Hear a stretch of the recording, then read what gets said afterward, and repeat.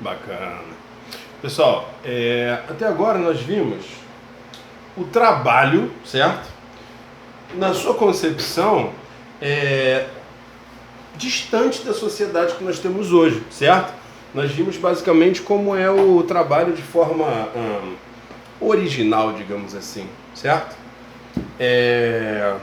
O trabalho naquelas sociedades mais rudimentares, nas sociedades tribais, é aquele trabalho para você sobreviver, certo? É o trabalho da sobrevivência. Eu até falei do Largados e Pelados, se eu não me engano, né, o programa de TV. Então é isso. Esse é o conceito básico do trabalho no início, certo? Só que, com a evolução das sociedades, né, cara?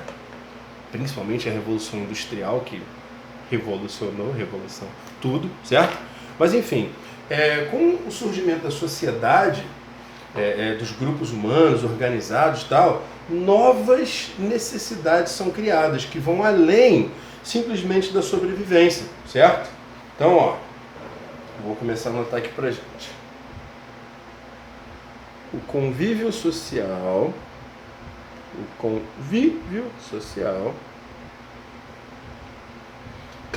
faz surgir necessidades que não existiam antes, certo? Vai surgir novas necessidades. E aí, já nos prendendo mais a questão do pós-revolução industrial, que é a parte mais interessante para a gente, vamos falar logo o quê? Conforto, olha só. Cara, o que importava antigamente é você ter um lugar para dormir. De novo, vou falar do Largados e Pelados. Você tem que dormir num lugar que tenha menos chance de um animal selvagem te pegar, certo? Você tem que ter uma fogueira para você não morrer de frio, para os mosquitos não te picarem, para evitar de animais invadirem lá a sua tenda, para roubarem seus mantimentos, entendeu? Então isso tudo vai sendo deixado para trás, e a gente começa a se preocupar com conforto, com vontades. Caramba, como assim, JL? Vontades? Cara, eu falei dos samurais, eu acho, no nosso último vídeo aula. Mas se eu já falei, falo de novo. Os samurais iam para as missões, né? E eles comiam arroz, né? Que é a base da alimentação japonesa, certo? E como é que eles comiam arroz? Depende da situação. Com tudo perfeito, tudo bem, era simples, pegava uma panelinha com água, colocava o arroz, ferveu, o arroz incha, fica macio, eles comem. Ai, sal, um temperinho dedo Guedes. Não tinha isso, era o arroz, acabou, certo? Esse é o caso, situação perfeita. Situação número 2, que não é a perfeita.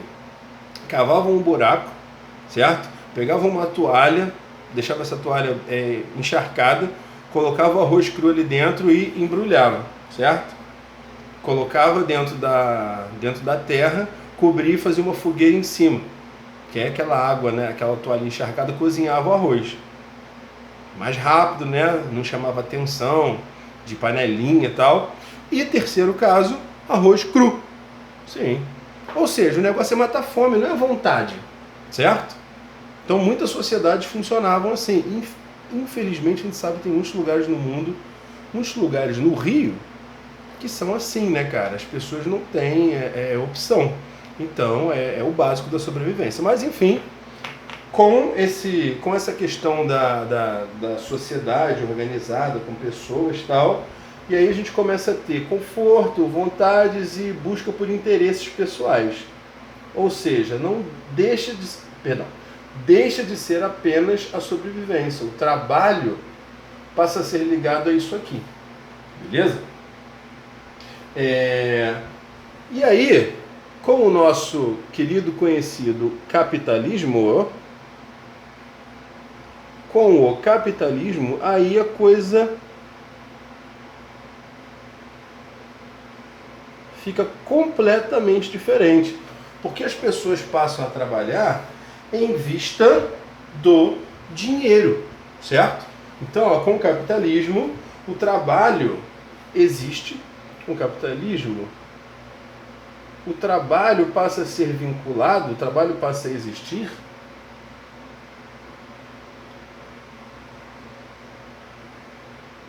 a acumulação de capital.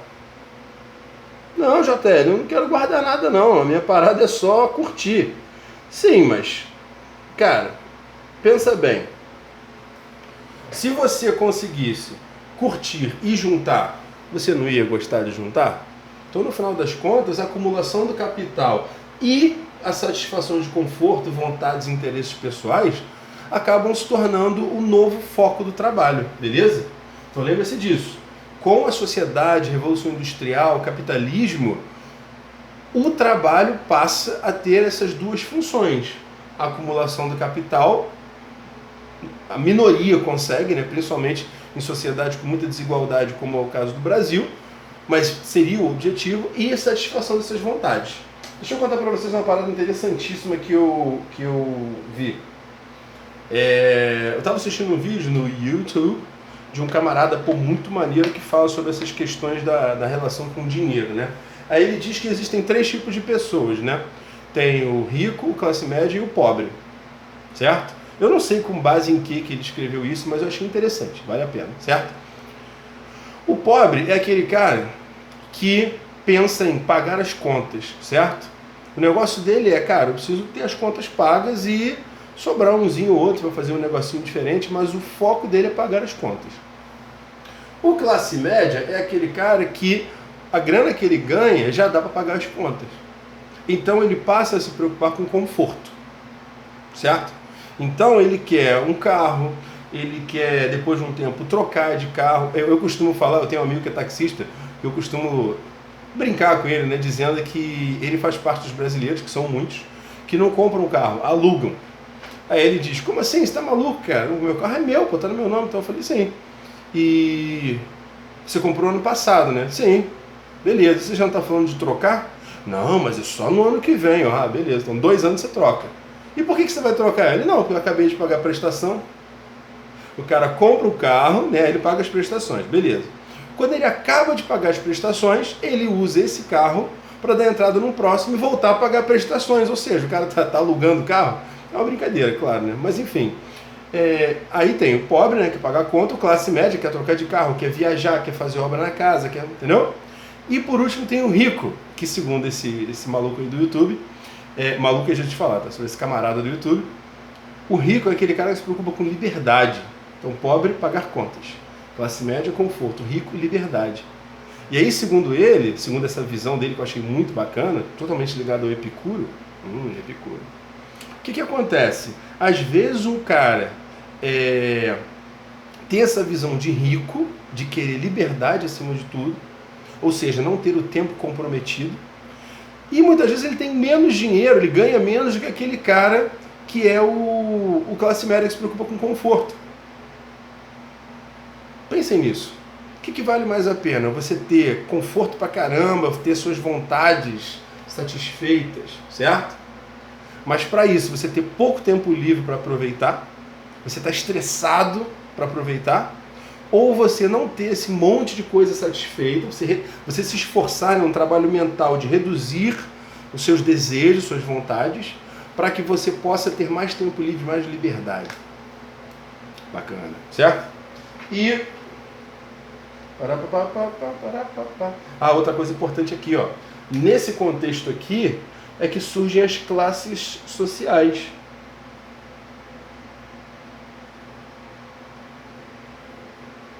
Antes, né, quando a gente estava falando na última videoaula sobre essa questão do trabalho como necessidade, aquele trabalho vinculado à sobrevivência, não tinha esse negócio de classe social, beleza?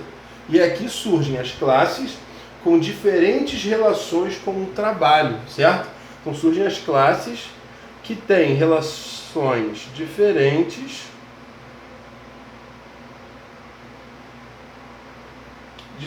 relações com o trabalho.